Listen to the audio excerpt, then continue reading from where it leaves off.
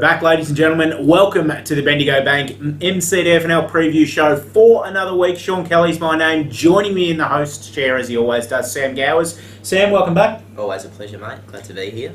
Let's talk about Inside 60 very quickly. Absolutely gone viral, I hear, from the word that has come back to me. Trent Barris from Talbot did a great job last week in Inside 60, and yourself did a great job as well, obviously behind the scenes asking the questions. Are we continuing? We are continuing. Good. We have someone from Lexington this week. Oh, very good. Secret guest. Not sure yet. Secret guest, I like it. Well, by the time you're watching this, the Inside 60 will have already been on the website, we're hoping. So, very much something that if you haven't seen it yet, just after you've finished watching us, of course, dial back a couple of pages on the website, have a look at Inside 60. Someone from the Lexington Footy Club joining us, bound to be huge. Let's jump straight into previewing the action for this week. We'll have a quick look at the A-grade netball fixtures first before we jump into the footy. We're going to start on Friday night. Trentham taking on the Maryborough Rovers on Anzac Day. A-grade netball. Rovers had a good win round one against Royal Park, whereas Trentham couldn't get over the line against Denali. How do you see this one panning out, Sammy? Yeah, pretty hard to go against Rovers here. They were sort of the club's shining light. I suppose they're netballers last year and looks to be the same again this year, so the Magpies for me. Picked up a couple of players. Gabe Fitzpatrick, of course, coming over from Maldon as well. Very impressive in the Rovers round one victory, and I'll be going with Rovers in this game as well. Newstead taking on Avoca, a couple of sides that just got nutted in round one matches as well, and two sides that we expect to probably be around about the finals action this year, Sammy. Yeah, like we said in the preview the previous round, Newstead obviously lost Amanda Guthrie. Big out for Tough them. Loss. But still going to stick with them. They've got a lot of class to cover that, I think. Yeah, look, Avoca a very young side this year as well. Caitlin Drummond and Georgia Mason playing in goals. Really made a bit of... In fact, Caitlin Mason, not Georgia Mason. I'm thinking of somebody completely different. But it's a different look Avoca side is what I'm trying to say. And they'll have their ups and downs as young sides do. They very nearly took out Natty last week. But you're right, I think Newstead with that extra bit of experience will get over the line. Natty Bialabet taking on Carisbrook. This is going to be a ripping game as well. Both teams coming off close wins last week, ironically against the teams that we just mentioned as well. I've got a feeling you're going to tell me how this one's going to pan out, but let me know anyway. I'm going to go with the Swannies, of course. No surprise there. New coach for Natty this year, Sally Neal, very experienced netball coach around Maryborough. A lot of people will know her name, so I think she'll get them over the line. Yeah, I'm tipping Carisbrook here. I think Carisbrook went okay in that first round. They're an experienced side. Obviously, we know players like Sheridan, Burnenbrog and Richards, how good they are playing in that A-grade side. And look, I reckon they'll topple Natty, who I saw a bit of their round one game, and they looked a bit different. If Ingrid Hopkins takes to the court, could be a different story, but I like Carisbrook in this one. Royal Park taking on Maldon. Royal Park round one losers, whereas Maldon haven't been in action for a few weeks now. They'll be chomping at the bit to get out on the court, Sammy. Yeah, Maldon were ultra impressive in round one, I reckon, and I think they'll be too good in this one. Yeah, I reckon they'll be too strong as well. Harcourt taking on Navarre. Probably not the start that Navarre envisaged going down in their opening round, and of course this is Harcourt's first game of the season. Yeah, Navarre going down to Lexington was a bit of a shock round one, but I think they'll bounce back. Class side, obviously reigning premiers, and I think they'll get the job done. Yeah, I'm tipping Lexington, but obviously not knowing Harcourt. They were pretty strong in the netball ranks last year, and not having seen them as yet, I'm probably not tipping with Navarre with the confidence that I normally would, just because of the unknown factor about Harcourt. Then on Sunday, Lexington taking on Denali. We mentioned Lexington just now with their great round one win. Having Crystal Fisher back into that side makes such a difference as well. And they'll take on a pretty good Denali side who also had a pretty good round one win. So a couple of informed sides going against each other here, Sam. Yeah, it could be an interesting game this one. Pretty hard to tip against Lexington when they roll Navarre round one. So, and like you said, Crystal Fisher adds just a little bit more class to their side, so I'm going to go with the Tigers. Yeah, Tigers for me as well. Time to talk footy, time to talk Anzac Day footy, and time to talk the lights going on at Trentham. Boy, oh boy, hasn't this been hyped in the pre-season as well.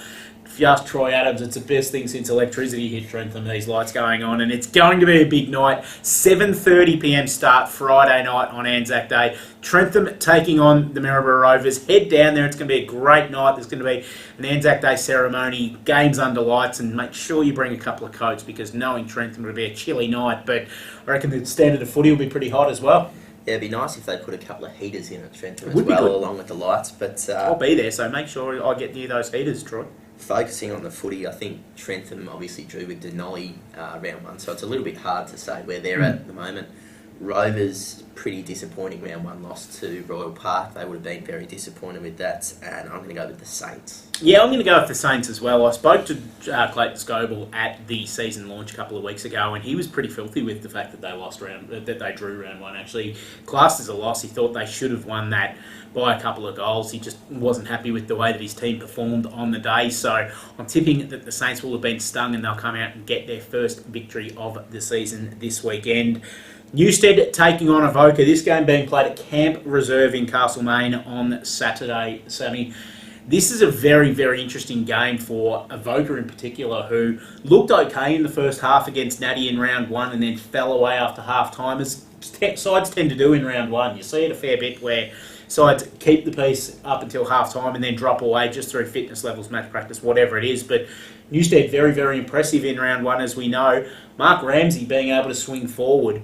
What a luxury it is to have someone like Pat Cummins in there that can now allow Newstead to swing Rambo forward when they need. Yeah, we saw last year Newstead swung Ramsey forward towards the end of games, but having Pat Cummins there now, they can swing him whenever they like. Yeah. Put him up forward and he provides that extra marking presence up there. And especially on a day when Dan Christmas was held to just one goal against Carisbrook as well, having that extra option, it won him the game. Yeah. Obviously the number one defender is going to go to Dan Christmas, and that leaves Ramsey open to just take hangers wherever he wants. Really. And yeah, that's a very good thing that he normally does as well. Yeah, but pretty hard to see Newstead going down in this one. Avoca lost to Natty round one, missing a couple of probably of their bigger names down back, but yeah, I think the Roos will be too good here. Yeah, I'm tipping Newstead as well at Camp Reserve. Will be a fantastic game of football. This one, the arguably match of the round, Campbell's Creek taking on Talbot at Campbell's Creek. The main FM boys are going to be out there covering this game live and exclusive on Saturday afternoon, and it's going to be a pretty good game. Campbell's Creek were extremely impressive in round one. Of the round one victories, these two teams had the most impressive ones. Obviously, Creek with their big win over Harcourt, and then the week before, Talbot with that thumping win over Malden. One of the teams is going to come crashing back to earth on Saturday night. It'll be very interesting to see who it is. Yeah, pretty interesting. These are two teams last year that you would have said wouldn't be playing match of the round two. But yeah, like you said, big wins for both in round one. I'm going to stick with Talbot. I'm on the Rick Andrews train. I think he's got them up and firing, and I think they'll be too good for Creek. Yeah, I heard some good things about Creek in that round two game. I was chatting with some people who told me about that 11-goal second quarter they had against Harcourt as well, and the way Josh Hutchison kicked a couple of goals in that quarter to really spark them and got things going and got Creek going. If they can do that again, they can take a game away from any side, obviously with Joel Smith up and flying as well and Shaun Smith, but there's something about Talbot this year, having Josh Parsons and Josh Sullivan as avenues to goal as well, having Trent Barris who can run through the midfield and kick goals, and of course Matty Smith who's kind of transitioned to a role sweeping off half back and was fantastic in the first game doing it as well. They're looking okay, and I think I might join you in tipping Talbot in this one. I'm not doing it with a lot of confidence because Creek are going to take the game right up to them, but this is going to be a ripper, and yeah, the Hawks just.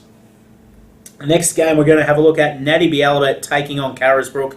Another game that's in a different venue this week, Sam. Make sure that when you're heading out to the footy on Saturday, you don't go to Natty. Head to Princes Park instead, because that's the venue for this week's Natty Bialabet v Carisbrook game, which, again, is going to be a very, very interesting game. Obviously, Natty impressive in their round one win against Avoca. Carisbrook going down to Newstead.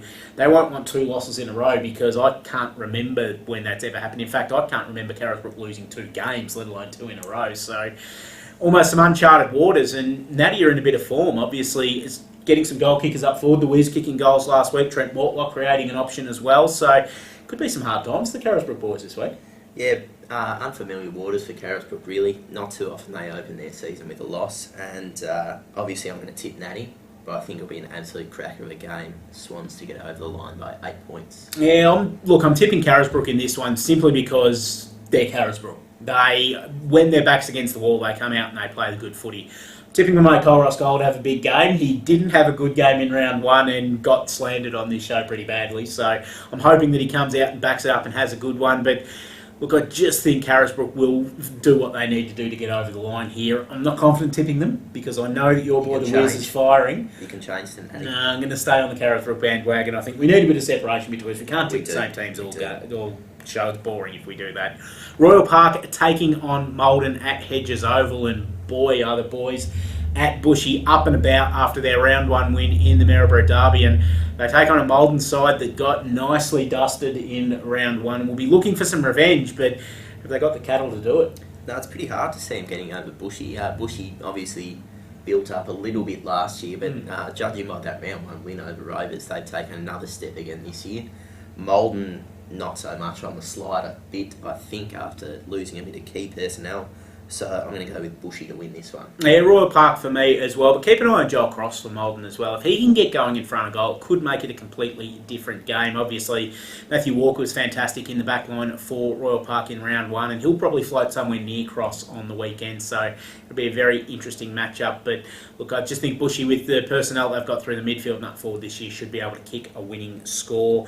Our last Saturday game for this week, Harcourt taking on Navarre, and another game where, if this was played halfway to the end of last year, we would have been tipping that this would have been a pretty close game. But look, Harcourt have dropped away a few. They had a few away with injuries as well. And Navarre, pretty good in round 1. Obviously, Daniel Parkin got them going pretty early, and I reckon they'll win this one fairly comfortably. Yeah, no premiership hangover for Navarre this year. I think they'll do this with ease. Sunday's game, Lexton taking on Denali up at Lexton, and Lexton were one of those teams that did get pretty well wiped in round 1. Well, they played okay against Navarre, let's be completely honest with you if you've had a look at the video. They were okay, Lexton, but they came up against a good side. Denali split the points against Trentham. They thought they had it won. They thought when Dylan Gordois kicked his goal late in the game that they were a point up, but when they checked the timekeeper's cards and the goal umpire's cards at the end of the game, it was a draw. So a bit disappointing for Denali in that way. And look, they'll be looking to make amends this week, but it's going to be a tough ask. Yeah, really tough ask. Been a lot of talk about Lexton's recruits during the off-season. I know Shane Fisher would have been pretty disappointed to lose round 1, even though it was against Navarre, and I think he'll have them up and going against the Eagles. Yeah, Matty Brown, 4 goals in the first quarter against Navarre last week. They then clamped down on Matty Brown, and that's kind of where the game changed a little bit for Navarre. I can't see Denali keeping the same clampers on the boy. I'm going 10. 10 for Brown. 10 for Brown. No, I reckon he's run out of fitness after that first quarter. Run out of fitness, you reckon? Just needs to build up to it, I think. It's a solid summer on the pies, much like myself, for Matty Brown. That's this week done and dusted, ladies and gentlemen. Interesting to see how these games pan out over the weekend. I'll be at Trentham Friday night and very much looking forward to that one, and have a very close eye on the rest of the fixtures for the weekend, because I've got a feeling there's going to be some surprises in the works this year. Doubt. Round 1 tipping form was not flash at all. I think 3 or 4 was the maximum for the round. So there's going to be some surprises, and it'll be very interesting to see how this pans out, Sammy. Very interesting indeed. We'll be back again next week. We'll be back early in the week with our review show, having a look back at all of these round 1 matches. Of course, Sammy's gone inside 60 already this week with someone from Lexton. He'll be doing it again. Believe you might go closer to home next week and maybe poke around the Natty Bialaba Football Netball Club and see if there's someone we can't get a hold of. Try and dig up a swan for you. See what we can do then, and of course we'll be back to preview all of the big round 3 games about this time next week as well. There's going to be plenty of action on the MCDFNL website. We also might sneak a Max Fashion and Surf Player of the Week or 2 in there for you as well. Thanks for joining us. We'll see you again very, very soon here on the Bendigo Bank MCDFNL Footy Show.